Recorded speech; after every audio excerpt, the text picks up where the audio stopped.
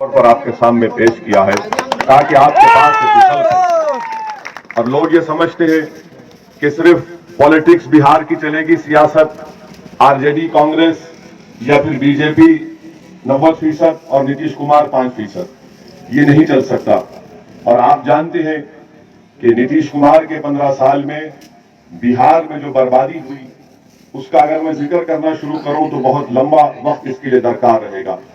मैं सिर्फ आपसे इतना ही कहना चाह रहा हूं कि यहां से जो उम्मीदवार कांग्रेस पार्टी के हैं, वो कांग्रेस पार्टी जो आज हम पर इल्जाम लगाती है कि ओवैसी जहां कहीं भी जाता वो वोट काटता है, तो मैं यहां कांग्रेस के जो कैंडिडेट है, मैं आपको थोड़ा ज्ञान दे के जा रहा हूं, पैगाम दे रहा हूं और आपको ये बात के सामने ये बात अर्ज कर रहा हूं कि 5 साल पहले कांग्रेस, आरजेडी और नीतीश कुमार मिलकर इलेक्शन लड़े थे और इनका एक ही पैगाम था।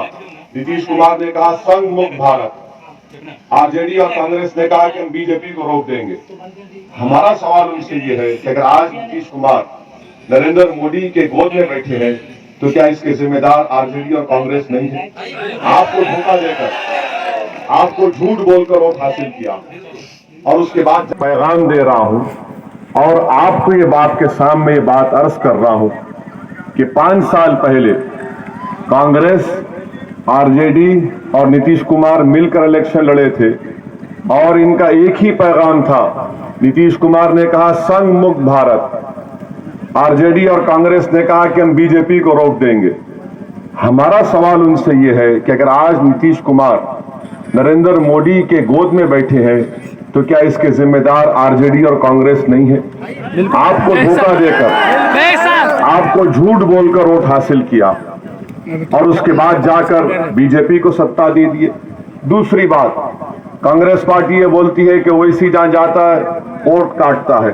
कांग्रेस पार्टी में इतनी काबिलियत नहीं है, कांग्रेस पार्टी में इतना दमखम नहीं है कि वो फिरका परस्त ताकतों से मुकाबला कर सके।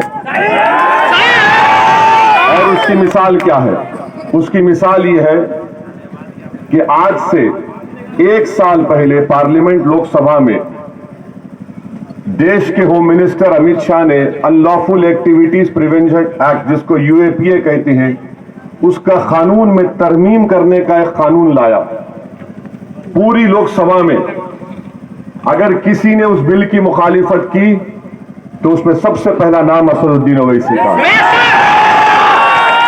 और हमने क्यों मुखालिफत की? क्योंकि ये ऐसे खतरनाक कानून का खवानीन का इस्तेमाल सिर्फ अकलियतों पर, दलितों पर, आदिवासियों पर, कमजोर और पिछड़े तबकात पर इस्तेमाल होता है और इस्तेमाल हो रहा है। और आप पूछिए कांग्रेस पार्टी से कि क्या इन्होंने अमित शाह के लाए हुए कानून की खुलकर तायीद की या नहीं की, पूछिए। और वही कानून को इस्तेमाल करते हुए दिल्ली में आरजेडी का यूथ का लीडर जेल में सड़ रहा है। अगर कोई यूएपीए में जाता है तो 1-1 साल से 4 साल जेल में रहता, उसके बाद बेल होती। और कांग्रेस पार्टी हम पर उंगली उठाती है। तीसरी बात, कांग्रेस पार्टी कहती है कि वोट काटने आए हैं। आप ये बताइए कि बिहार में लोकसभा के चुनाव में 40 लोकसभा की सीट है, 39 सीट पर तो आप हार गए। 1 सीट पर जीते, कहां जीते? किशनगंज।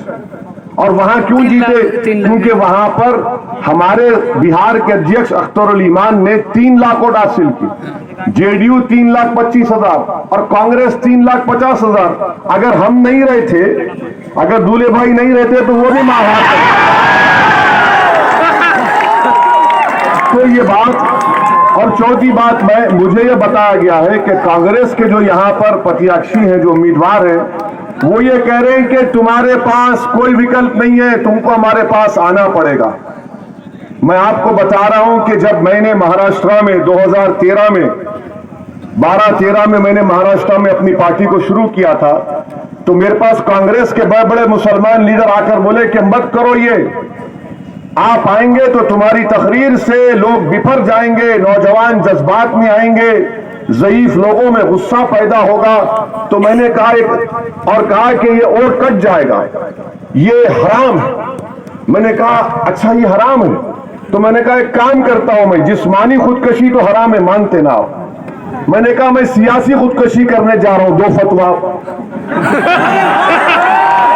बोले ये तुम टेढ़ी बात करते हो। मैं टेढ़ी बात नहीं करता हूं, मैं सीधी बात करता हूं। अगर मेरी बात सुनने के बाद नौजवानों के दिलों के जज्बात की मेरी जबान से तर्जुमानी होती है तो होना चाहिए।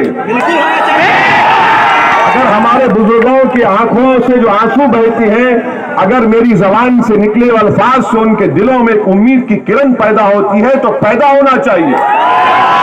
और अगर कोई कांग्रेस का ये उम्मीदवार कह रहा है कि हमारे पास कोई विकल्प नहीं है, तुम ख्वाब में हो, तुम ख्वाब देख रहे हो, तुम अब बेदार हो जाओ, क्योंकि हमारे पास अब विकल्प कुशवाहा साहब के रूप में है और हमको तुम्हारी जरूरत नहीं है।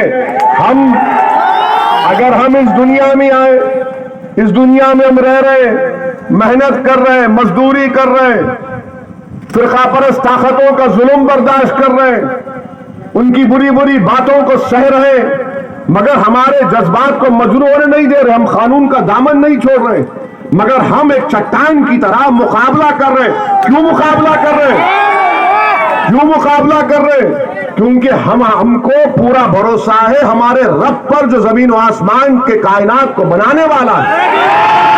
अगर कोई आकर ये कहेगा कि तुम्हारे पास हमारे सिवा कोई नहीं है, अरे तुम्हारी जरूरत नहीं है, मैं अपनी जूती पर भी तुम्हारी जरूरत नहीं। हम किसके मोहताज हैं? हम क्या इनके मोहताज हैं? हम किसके भी मोहताज नहीं है। तो मैं आपको पैगाम देने आया हूं, मैं आपसे गुजारिश करने आया हूं, ये कांग्रेस के लोग गुरूर और तकब्बुर के समंदर में डूब रहे हैं। अब इनको जमहूरियत के समंदर में आपको डुबाना है 28 तारीख को। और हमारे भाई जनाब रविदास को कामयाब करना है।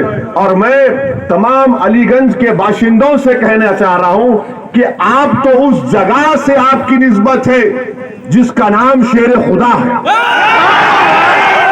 जो अलीगंज का रहने वाला है वो इन तमाम बबर भक्तियां देने वालों से, धमकी देने वालों से डरने वाला नहीं है।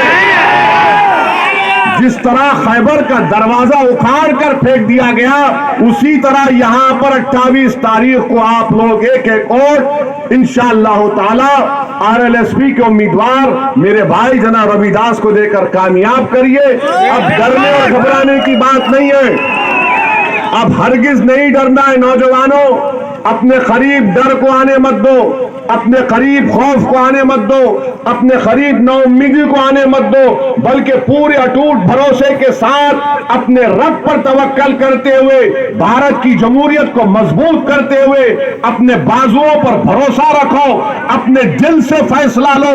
दिमाग से पूछोगे तो दिमाग बोलेगा खतरा दिखाएगा, दिल से पूछोगे तो दिल बोलेगा कूद जा समंदर में।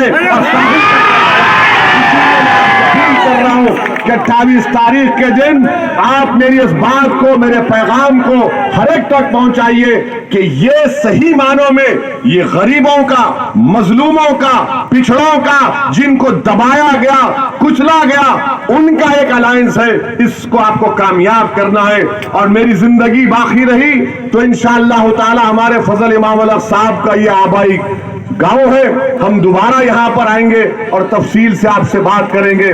मैं इस उम्मीद पर जा रहा हूं कि आप अपना एक एक वोट पंखे को देंगे। पंखा चलाइए, हवा को खूब तेज करिए। जब हवा चलती है ना तो जालिमों के खैमे उड़ जाएंगे इंशाअल्लाह। जब पंखे की हवा चलेगी, जो लोग आज हमको डरा रहे हैं इंशाअल्लाह ताला उनके पैर उखड़ जाएंगे।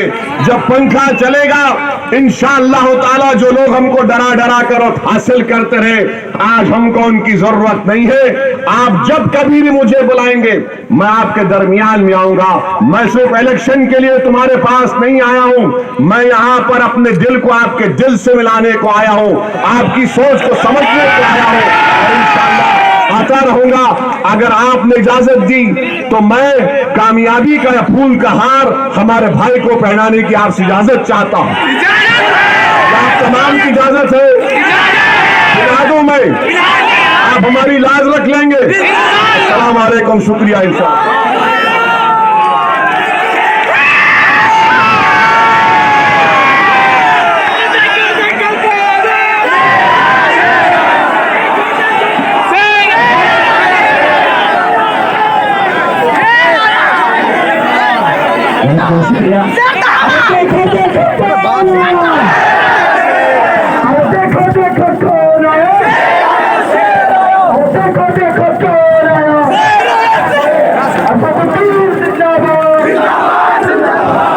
Eres